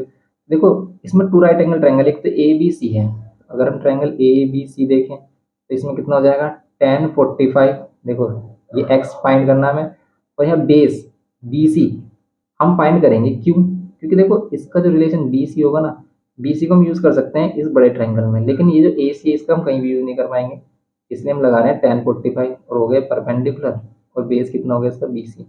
10 45 1 होता है तो 1 को बी सी से मल्टीप्लाई करेंगे तो ये कितना हो जाएगा बी सी एक्स हो जाएगा, सिंपल। अब ये भी एक्स हो गया, अब ये बड़ा वाला ट्रायंगल ले लो आप, तो अगर हम इन ट्रायंगल किस में देख रहे हैं ए बी बी में, तो तब यहाँ पर 10 30 और 10 30 किसके इक्वल हो जाएगा परपेंडिकुलर एक्स, और बेस कितना आ रहा है इसका 30 प्लस एक्स, समझ गए, और एक्स को एक्स और यहाँ पर एक्स सेम ही है तो बस एक्स की वैल्यू फाइंड कर लो, 10 30 कितना होता है 1/√3। और इसका चार्ट कैसे ड्रॉ करना है ये हमने आपको बता रखा है कि आप सबसे पहले जाकर एग्जाम में चार्ट ही ड्रॉ कर लो। चार्ट हम कैसे ड्रॉ करते हैं सिंपल आपको बता रखा है, उसका लिंक आपको डिस्क्रिप्शन बॉक्स में एग्जाम मेटर वाली सीरीज मिल जाएगा, उसमें देख सकते हो कि कैसे हम चार्ट ड्रॉ करते हैं, सारी वैल्यू में कैसे करनी है। तो अगर आपको वैल्यू लर्न नहीं है तो कोई डरने वाली बात नहीं है, बस आप वो वीडियो देख लो तो आपको पता चल जाएगा कि कैसे हम चार्ट ड्रॉ करते हैं। यहाँ पर एक्स, यहाँ पर √3 - 1, तो इसका आंसर आ जाएगा 30/√3 - 1। इसको ऐसे छोड़ सकते हैं या फिर रेशनलाइज करते हैं हम कैसे, यहाँ पर √3 - 1 है तो +1 से मल्टीप्लाई डिवाइड, ऊपर तो कितना हो गया 30 और √3 + 1, नीचे कितना हो जाएगा a + b a - b, a square means 3 और b स्क्वायर मीन्स 1, तो यहाँ पर आ जाएगा 2, 2 से इसको कैंसिल करोगे 15, 15 √3 - +1 ऐसे लिख सकते हो। √3 की वैल्यू अगर गिवन कर रहा है तो आप उसकी वैल्यू पुट करो, उसका आंसर बता दो, सिंपल ये होगा इसमें सिंपल हमारा क्वेश्चन। ठीक है, तो इस तरह के क्वेश्चन आते हैं हमारे हाइट एंड डिस्टेंस में। अब ये ग्राफिकल रिप्रेजेंटेशन हो गया कि भी ग्राफिकल रिप्रेजेंटेशन में हिस्टोग्राम आता है सिंपल, तो हिस्टोग्राम आपको पता है कि सिंपल कैसे करते हैं, इसमें क्या क्लास इंटरवल होता है, तो हिस्टोग्राम वगैरह के चांस कम होते हैं आने के। तो हिस्टोग्राम में आपको सिंपल ये पता होना चाहिए कि भाई डायरेक्ट इसमें एमसीक्यू बन जाते हैं कि भाई आप इसमें ये बताओ क्लास इंटरवल है, इसकी लोअर लिमिट बताओ कितनी, लोअर लिमिट क्या है 300, अपर लिमिट क्या है, अपर लिमिट 350, वो क्या देगा इसका क्लास साइज बताओ, बताओ क्लास साइज जिसको हम आई भी बोलते हैं, क्लास साइज बताओ कितना, क्लास साइज मीन इनका डिफरेंस कितना है, तो क्लास साइज का मीनिंग होता है upper limit minus lower limit, तो ये 350 में से 300 माइनस कर देंगे तो आ जाएगा 50। कहता है क्लास मार्क बताओ, इसका क्लास मार्क या मिड वैल्यू, या फिर इसी को हम मिड वैल्यू भी कहते हैं, ठीक है, तो कितनी होती है मिड वैल्यू, तो इन दोनों को प्लस करो 2 से डिवाइड कर दो, दोनों को प्लस करोगे आप कितना आएगा ये आ जाएगा 650, और 650 को अगर आप 2 से डिवाइड करोगे तो 2 3 से 6, 2 2 4, 2 5 325, बस सिंपल ये है इसमें, तो ये हो जाते हैं इसमें क्वेश्चन हमारे सिंपल। कम्युलेटिव फ्रीक्वेंसी कर्व, तो ओगिव कर्व के लिए हम क्या करते हैं कि इसमें सी एफ निकालते हैं कम्युलेटिव फ्रीक्वेंसी, और कम्युलेटिव फ्रीक्वेंसी की हेल्प से हम क्या करते हैं इसकी अपर लिमिट और इसमें cumulative frequency, upper limit cumulative frequency से फ्रीक्वेंसी पॉलीगन बनाते हैं या फ्रीक्वेंसी कर्व बनाते हैं, ये कह सकते हैं, और इसकी हेल्प से हम मीडियन भी फाइंड करते हैं। तो ये क्वेश्चन आप इसमें सिंपल क्वेश्चन कर सकते हो कि लेस देन होगी, ठीक है, जैसे कह रहा है कि draw an Oggy for each of the following distribution, तो हम लेस देन ओगी भी ड्रॉ करते हैं, लेस देन 10, 10 से लेस वैल्यू। तो ये अगर लेस देन करके मोर देन करके टेबल दे रखा है ना, तो उसमें हमेशा सी एफ देगा, ये वाली वैल्यू सी एफ है। देखो 8, 25, 38, 50, 67, ये क्या है हमारे सी एफ है, सिंपल सी एफ ही देगा ये। तो इसी से ही रिलेटेड आप कोई भी क्वेश्चन कर सकते हो, सिंपल ये हो जाएगा हमारा। अब इसमें स्केल वगैरह जैसे देना वैसे ही ऐड करना, कि अगर वो बोले कि 2 सेंटीमीटर और 5 सेंटीमीटर हाइट लेनी है, तो एग्जाम में आपको करना 2 सेंटीमीटर और 5 सेंटीमीटर ही हाइट लेना, मीन्स 2 बॉक्स, 2 सेंटीमीटर का मतलब 2 बॉक्स पर 5 centimetre height. Measures of central tendency, इसके फॉर्मूलेज आपको पता होने चाहिए कि क्या है मीजर्स ऑफ सेंट्रल टेंडेंसी। इसमें हमने मीन मीडियन मोड के सभी फॉर्मूले आपको बता रखे हैं कि कैसे करते हैं। तो मीन के लिए फॉर्मूला है यहाँ पर चैप्टर नंबर 24। मीन के लिए क्या फॉर्मूला है, मीन के 3 फॉर्मूले बताए गए हैं यहाँ पर। डायरेक्ट मेथड है, डायरेक्ट मेथड में हम क्या करते हैं, डायरेक्ट मेथड में मीन फाइंड करने के लिए क्या करते हैं, सिग्मा एफ एक्स अपॉन में सिग्मा एफ, ये कर देते हैं। फिर सेकंड मेथड है इसका क्या, सेकंड मेथड है इसका शॉर्टकट मेथड, या फिर एज्यूम मीन मेथड कहते हैं इसे, ठीक है, शॉर्टकट मेथड, ये है हमारा शॉर्टकट मेथड, या फिर एज्यूम मीन मेथड। तो शॉर्टकट मेथड में हम क्या करते हैं, एक एज्यूम मीन लेट करते हैं ए, फिर इसमें सिग्मा एफ और डी अपॉन सिग्मा एफ, बस यही कर देते हैं इसमें। और थर्ड है हमारा क्या, ये है हमारा ये शॉर्टकट मेथड, और लास्ट वाला क्या स्टेप डेविएशन, ठीक है, स्टेप डेविएशन मेथड हो गया हमारा। स्टेप डेविएशन में क्या होता है हमारा, ए प्लस इसमें सिग्मा एफ टी होता है, टी कैसे फाइंड करते हैं, और यहाँ पर आई। देखो टी कैसे फाइंड करते हैं, पहले डी फाइंड करते हैं, डी के लिए हम क्या करते हैं एज्यूम मीन लेट करते हैं, और उसी में से एक्स में से ए माइनस करते हैं, तब डी आता है। टी फाइंड करने के लिए जो डी आता है उसको आई से डिवाइड करते हैं, आई क्या है यहाँ पर क्लास साइज, यहाँ पर ये क्या आई क्या है क्लास साइज, ठीक है। इस पर आप कोई भी एक क्वेश्चन कर लें, आपको सभी चीजें क्लियर हो जाएंगी। तो ये है हमारा सिंपल क्वेश्चन।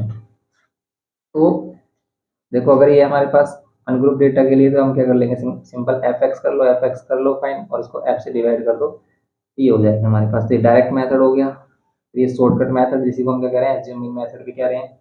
और फिर थर्ड वाला है स्टेप डेविएशन, ये तीनों ही फॉर्मूला आपको पता होने चाहिए कि भी स्टेप डेविएशन में क्या करते हैं।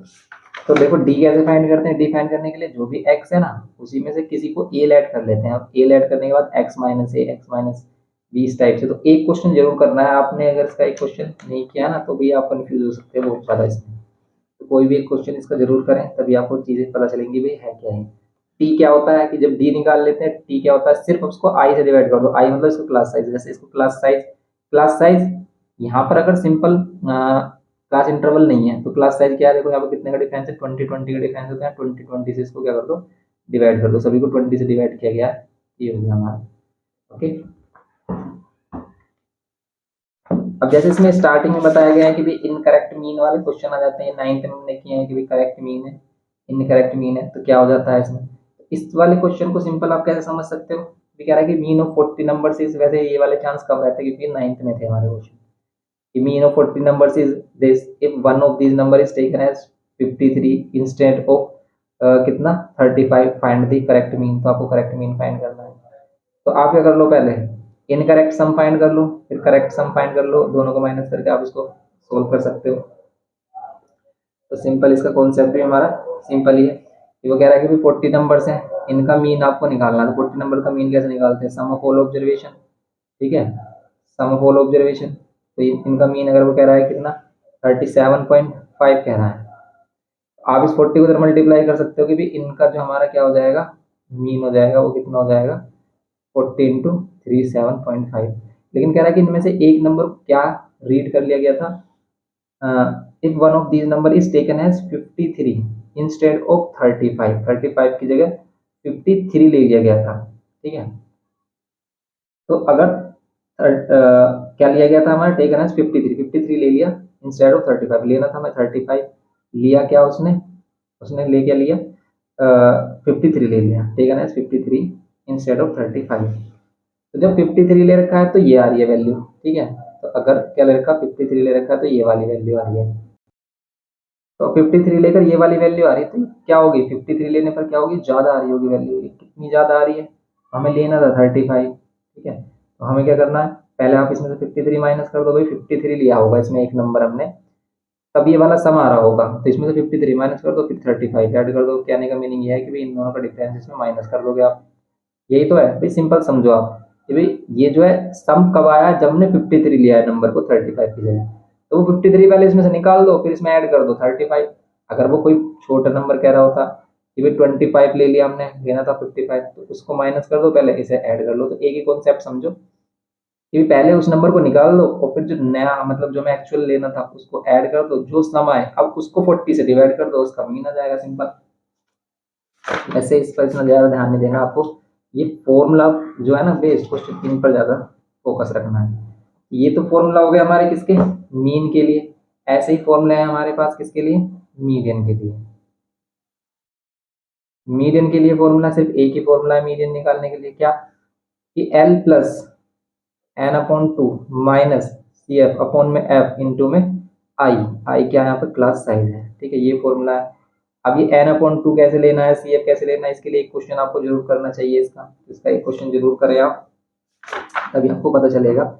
और इसके लिए आप हमारे लेक्चर को देख सकते हो, किसी भी एक लेक्चर को, ओके। तो ये करना है आपको, इस तरह के क्वेश्चन आपको देखने हैं, जैसे इसमें हमने मार्क किए हैं हमने, ये क्वेश्चन आपको जरूर करने हैं। या फिर देखो आप इसकी बस मिसलेनियस एक्सरसाइज कर ले, तो वहाँ पर आपको सभी चीजें समझ में आ जाएंगी। मिसलेनियस एक्सरसाइज के क्वेश्चन देख लें, इसमें सभी टाइप के क्वेश्चन इसमें मिक्स हैं, तो इसके हेल्प से आप इसको कर सकते हो, सिंपल, ओके। अब मीडियन में अगर आपको प्रॉब्लम आती है कि वैल्यू मैच नहीं हो रही होती है, पर मीडियन जो हम बात कर रहे हैं भाई, ये जो फॉर्मूला बताया है ना, ये फॉर्मूला सीबीएसई में, आपको तो ऐसे करना ही नहीं। आपको क्या करना है, आपको तो टेबल ड्रॉ करना है, सीएफ बनाना है। अगर आपको एफ है तो इसमें सीएफ लेना है, और सीएफ से हमें क्या करना है, सीएफ से हमें क्या करना है, इसका ओगिव कर्व ड्रॉ करना है। ओगिव कर्व ड्रॉ करते हैं, और ओगिव कर्व ड्रॉ करने के बाद आपको उसमें से मीडियन निकालनी है। इसमें तो आपको क्या करना है, ये फॉर्मूला याद ही नहीं रखना, ऐसी मोड में भी आपको फॉर्मूला याद नहीं रखना, आपको ग्राफिकल मेथड से ही करना है। इस फॉर्मूले की हेल्प से हम क्या कर लेते हैं भाई, आंसर अपना चेक कर लेते हैं, बस ये बताया था आपको। तो इसलिए आप ग्राफिकल मेथड सीखें, बस कोई भी प्रॉब्लम नहीं है। 24 में से आप ये वाले क्वेश्चन कर लें, मीन मीडियन मोड के जो हमने बता रखे हैं, कि जैसे आप ये वाला क्वेश्चन कर सकते हो, किसके लिए, ये वाला क्वेश्चन है हमारा मीडियन के लिए। फर्स्ट वाला क्वेश्चन कर लो अपने प्रैक्टिस के लिए। थर्ड ये जो क्वेश्चन हमने मार्क किया ना, ये क्वेश्चन तो है ही हमारे, जैसे 7 क्वेश्चन हो गया, इसमें मीडियन वगैरह का जो भी कॉन्सेप्ट है वो बता देता है, ओके। इसमें से मोड का और मीडियन का एक एक क्वेश्चन कर ले। मोड के लिए हम क्या करते हैं भाई, हिस्टोग्राम ड्रॉ करते हैं, इसमें सबसे ज्यादा फ्रीक्वेंसी जिसकी होती है उस पर डायगोनल ड्रॉ करके यहाँ पर चेक कर लेते हैं कितना आ रहा है मोड, सिंपल ये है इसमें। अब आया था हमारा जो लास्ट चैप्टर है, प्रोबेबिलिटी। तो लास्ट चैप्टर प्रोबेबिलिटी, इसके फॉर्मूले आप देखो, इसमें क्या क्या कॉन्सेप्ट है वो समझते हैं अब। तो प्रोबेबिलिटी में हमें क्या क्या करना है, देखो प्रोबेबिलिटी में हमें चैप्टर नंबर 25, प्रोबेबिलिटी भाई क्या होती है हमारी, प्रोबेबिलिटी का सिंपल फॉर्मूला क्या होता है, प्रोबेबिलिटी होती है sum of all observation upon total number of observation, ये आपको पता है। Sum of all observation favourable outcomes, ये तो हम मीन की बात कर रहे हैं, इसका क्या होता है, favourable outcomes upon total number of outcomes. Mean की वैल्यू हमेशा 1 या 1 से छोटी होगी, 0 0 से बड़ी, 1 या 1 से छोटी, मतलब 1 और 0 के बीच में ही रहती है इसकी वैल्यू। जब 0 होती है इसी को हम इम्पॉसिबल इवेंट भी कहते हैं, इम्पॉसिबल इवेंट, ठीक है, इम्पॉसिबल इवेंट होता है। और इसको क्या कहते हैं हम, श्योर इवेंट, श्योर या सर्टेन इवेंट, ठीक है। श्योर या सर्टेन इवेंट को हम क्या बोलते हैं, 100% प्रोबेबिलिटी है इसकी। किसी की प्रोबेबिलिटी अगर 100% है, मतलब उसकी प्रोबेबिलिटी 1 भी आप कह सकते हो, ओके। ये होता है इसमें। तो favourable outcomes upon total number of outcomes, इसमें सिंपल ही क्वेश्चन आ रहे हैं। ये कह रहे हैं कि इस बार कार्ड वाले क्वेश्चन नहीं आ रहे हैं, तो भाई कार्ड वाला वैसे कॉन्सेप्ट इजी है, क्योंकि एक बार आप अगर कार्ड का सिस्टम सीख लेते हो तो कोई प्रॉब्लम नहीं होती है।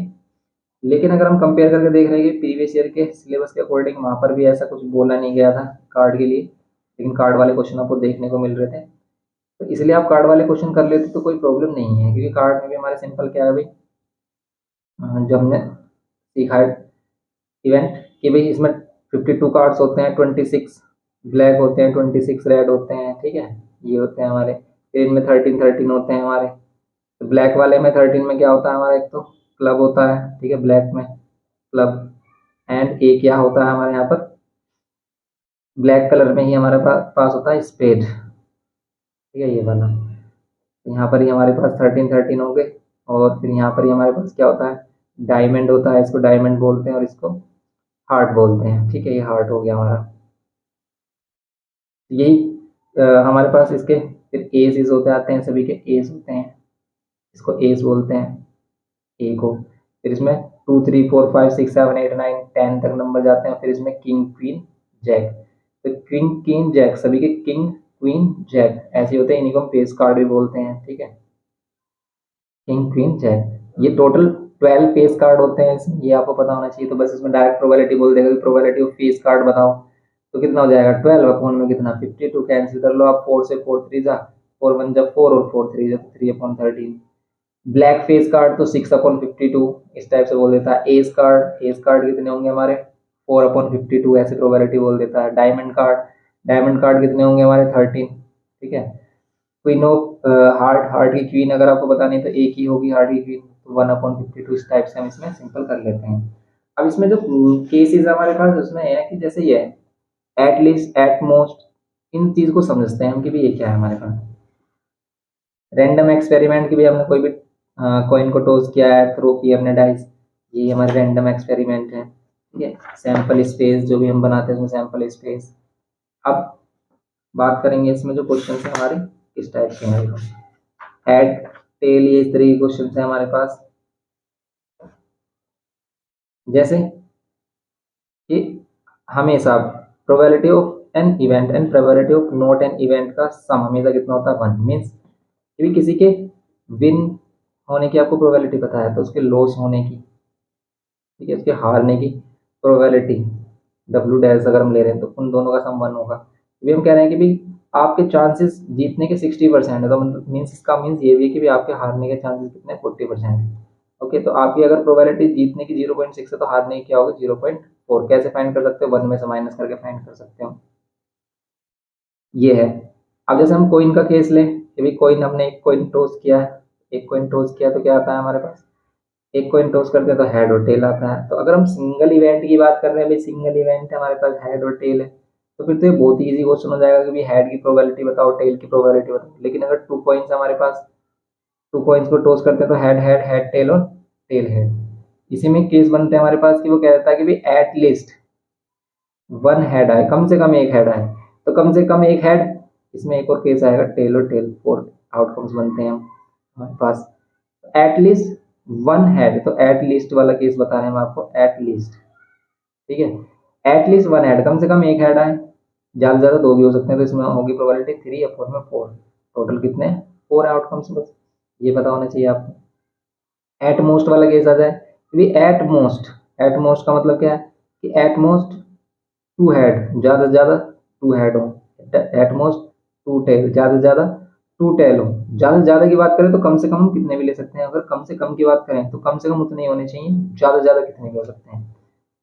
जैसे कह रहा है कि एट मोस्ट 2 टेल, ज्यादा से ज्यादा 2 टेल हो, कम से कम एक टेल हो, एक भी ना हो वो भी चलेगा। देखो ज्यादा से ज्यादा 2 टेल वाले केस में क्या होगा, ये भी होगा, 1 भी हो सकते हैं, 1 भी ना हो, एक भी ना हो वो भी चलेगा, तो इसलिए इसकी प्रोबेबिलिटी होगी 1। ये छोटी छोटी चीजें हैं जो हमें याद रखनी है। जैसे इसमें कह रहा है कि एटलीस्ट 1 हेड है, अगर इसमें कह रहा है एटलीस्ट 2 हेड, भाई कम से कम 2 हेड हो, एटलीस्ट 2 हेड, कि भी कम से कम 2 हेड हो, ज्यादा से ज्यादा कितने भी हो सकते हैं, तो कम से कम 2 हेड सिर्फ एक ही में है, तो इसकी प्रोबेबिलिटी 1/4। ये बात है सिंपल सी। फिर आपको नंबर्स की नॉलेज होनी चाहिए कि प्राइम नंबर, कंपोजिट नंबर, इस तरह के नंबर्स में वो प्रोबेबिलिटी आपसे फाइंड करने के लिए बोल देता है। कैसे कि भाई अगर उसने एक डाइस को टॉस किया तो सैंपल स्पेस बनता है 1 2 3 4 5 6। इसमें कह देता है कि प्रोबेबिलिटी ऑफ इवन नंबर बताओ। इवन नंबर आपको पता है क्या होते हैं, जो 2 से डिवाइड हो, 2 4 6, तो कितने होंगे 3 नंबर्स हैं, आउट ऑफ कितने में से 6 में से, तो 1/2 प्रोबेबिलिटी आ जाती है। प्रोबेबिलिटी ऑफ प्राइम नंबर बताओ, ठीक है, प्राइम नंबर की प्रोबेबिलिटी, कितने प्राइम नंबर है 2 3 5। प्राइम नंबर क्या होते हैं, जो सिर्फ अपने आप से डिवाइड होते हैं, तो 3/6 मीन्स यहाँ पर भी 1/2। प्रोबेबिलिटी ऑफ मल्टीपल ऑफ 3 के मल्टीपल क्या है 3 और 6, 2 ही है, तो 2/6, 2/6 कितना आता है आंसर 1/3 आ जाता। ऐसे कह सकता है वो, probability of multiple of 3। Perfect square number बोल देता है कभी कभी वो। तुम परफेक्ट स्क्वायर नंबर जैसे क्या होंगे, 1 होता है परफेक्ट स्क्वायर नंबर, 1 का स्क्वायर 1, 2 का स्क्वायर 4, 4 होता है परफेक्ट स्क्वायर नंबर, 3 का स्क्वायर 9, 9 होता है परफेक्ट स्क्वायर नंबर। किसे कहते हैं परफेक्ट स्क्वायर नंबर? जो रूट से बाहर आ जाए। ये परफेक्ट स्क्वायर नंबर यहाँ पर क्या है, 1 और 2 है, तो 2 अपॉन कितना हो जाएगा, 6 मीन्स 1/3। ये सभी कंडीशंस आपको पता होनी चाहिए जिसमें, जो कि इसमें आ जाती हैं।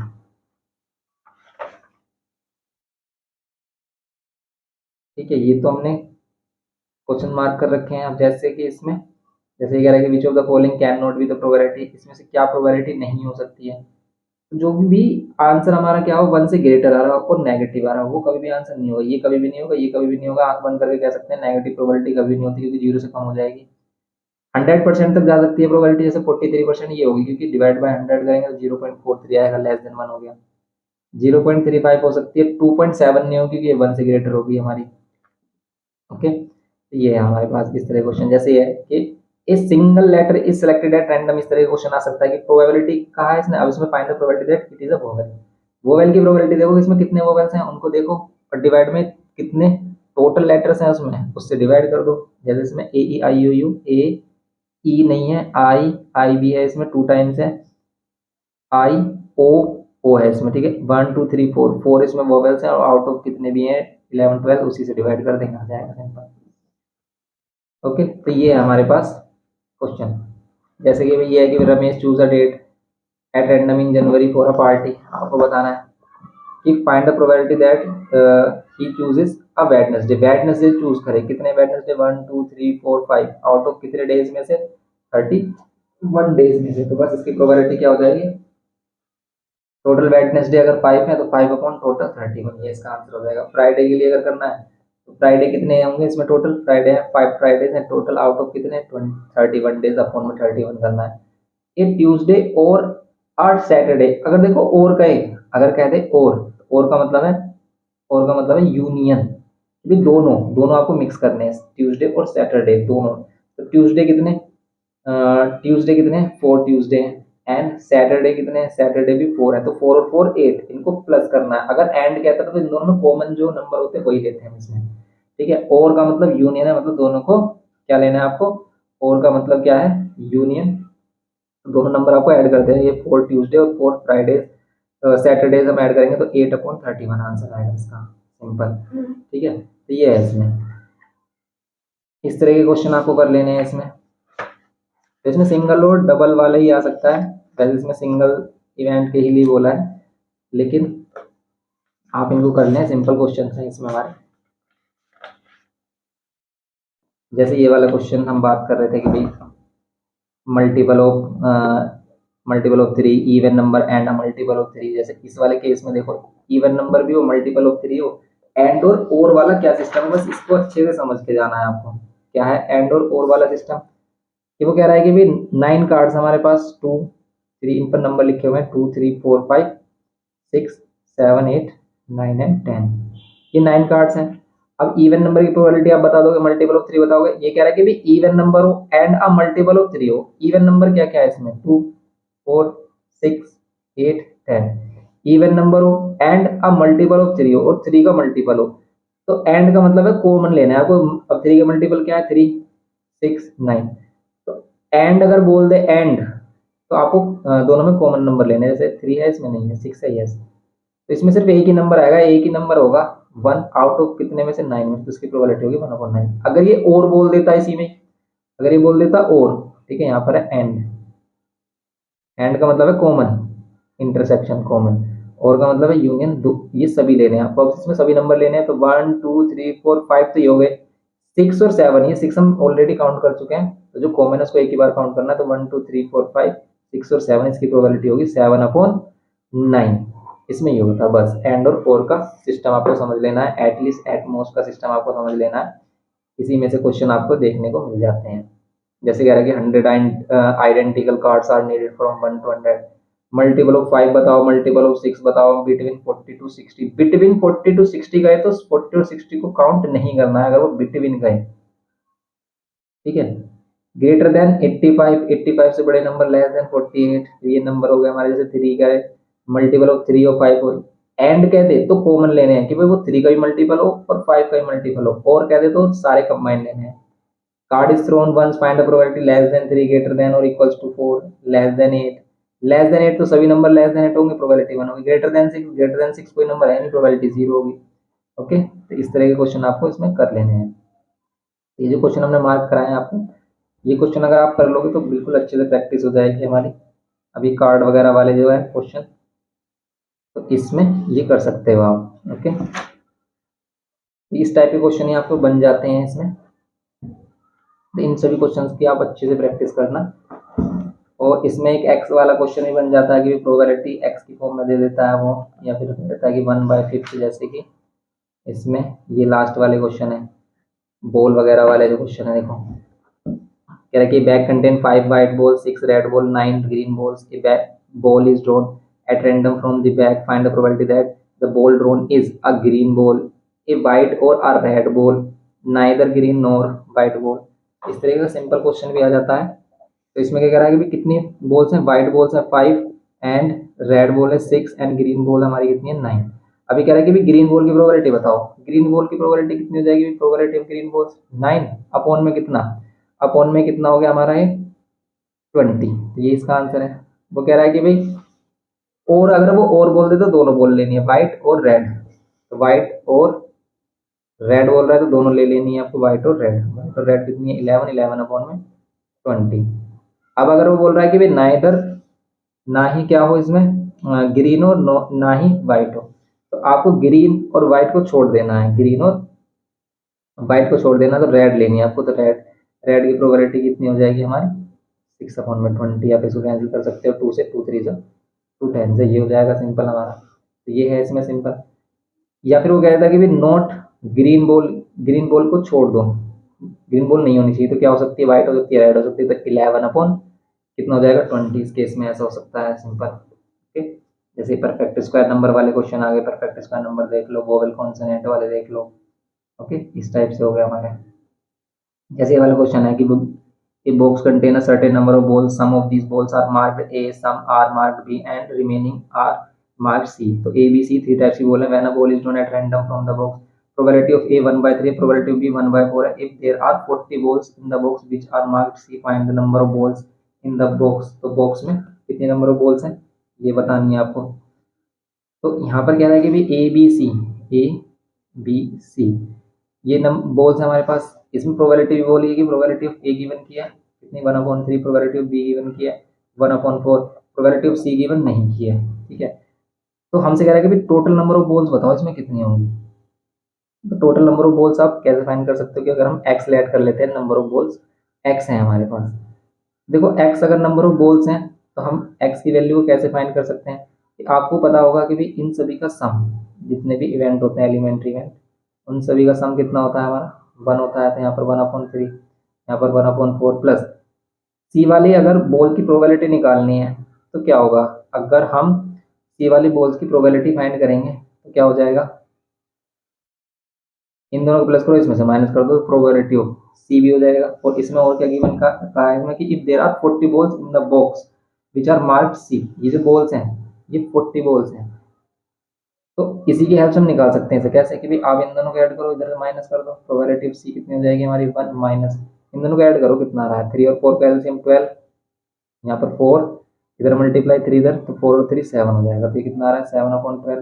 प्रोबेबिलिटी ऑफ सी आ रही है हमारी 12 माइनस 7 5/12। प्रोबेबिलिटी ऑफ सी, और ये जो क्या है हमारे पास सी टाइप की जो बॉल है ये कितनी है 40 बॉल्स है। अब ऐड कर लेते हैं, total number of balls x है। तो यहाँ पर एक्स की वैल्यू कितनी हो जाएगी 40 × 12 और 5 डिवाइड में कर दो, एक्स को इधर मल्टीप्लाई कर दो, 5 8 जा 40, तो 12 8 जा 48। एक्स की वैल्यू कितनी हो जाएगी 48। इसका मीन्स इसमें टोटल नंबर ऑफ बॉल्स कितनी है हमारी 48 ही होंगी। ठीक है, 48 नहीं होंगी, 12 8 जा 48 होता है भाई, 12 8 होता है 96, 96 बॉल्स होंगी इसमें टोटल ऐसे। या फिर एक ये वाला क्वेश्चन है जैसे कि एक बॉक्स कंटेन क्या है हमारे पास, एक बॉक्स में कितनी बॉल्स, एक बॉक्स में some black balls and 30 white balls. तो ब्लैक बॉल्स हैं कुछ और कुछ 30 वाइट बॉल्स हैं।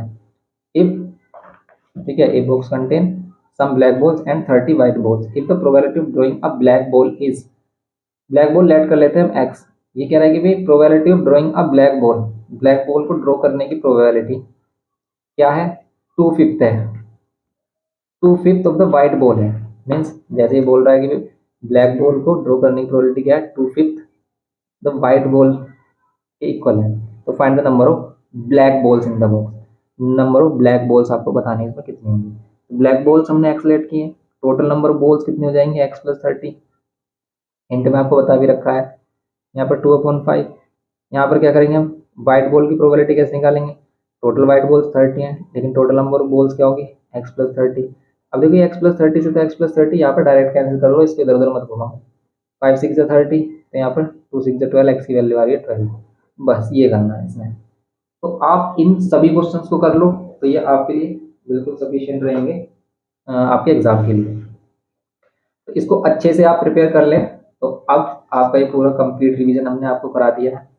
अब आपके एग्जाम के लिए हम बेस्ट विशेस देते हैं कि भाई आपका एग्जाम अच्छा जाए, आप अच्छे से प्रिपरेशन करें, एग्जाम अच्छा ही जाना है, कोई भी प्रॉब्लम नहीं होनी है। क्योंकि अगर आपने मेहनत की तो भैया उसका फल तो आपको जरूर मिलेगा। इसलिए बिल्कुल भी टेंशन ना लें कि भाई हमने ये मिस कर दिया वो कर दिया, जो आप पढ़कर जा रहे हो वही आएगा, बस ये सोच के जाओ। तो मिलते हैं ऐसे ही इन्फॉर्मेटिव लेक्चर के साथ, और जब आप एग्जाम आपका फिनिश हो जाए तो भी हमारे व्हाट्सएप नंबर पर अपना PDF बनाकर या फिर कैसे भी अपना एक क्वेश्चन पेपर सेंड कर देना, जिससे कि हम उसका एनालिसिस कर सकें। ओके, तो मिलते हैं इसमें नेक्स्ट लेक्चर। अभी हमारे जो MCQ पार्ट रह रहा है, MCQ पार्ट नेक्स्ट लेक्चर में हम MCQ पार्ट डालेंगे, तो वो MCQ पार्ट और कर लेना, तो आपका कंप्लीट हो जाएगा रिवीजन। तो मिलते हैं नेक्स्ट लेक्चर में। Thanks for watching.